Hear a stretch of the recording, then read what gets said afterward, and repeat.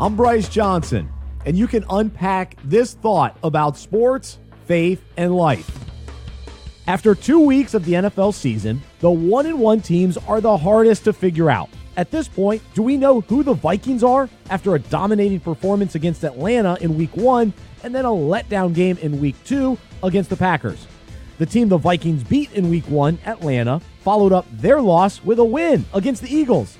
The Eagles' offense, on the other hand, looked strong in Week 1, and then they unraveled against the Falcons. The bottom line is the 1-1 teams are confusing because they've played differently depending on the week. Of course, some of it is based on matchups, but it's hard to truly know how good or bad a 1-1 team is or what they're all about.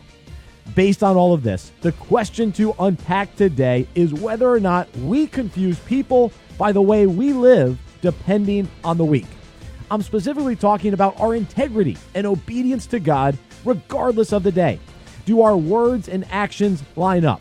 Are we different based on who we're around, or are we consistent and reliable? Are we up and down like a 1-1 team, or steadfast with our identity clearly defined in Christ?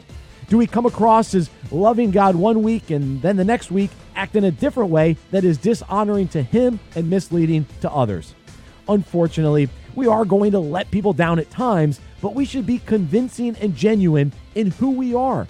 We want our integrity to be unquestioned instead of keeping people guessing about who we truly are and what we're all about. The Bible challenges us to show yourself in all respects to be a model of good works, and in your teaching, show integrity, dignity, and sound speech that cannot be condemned.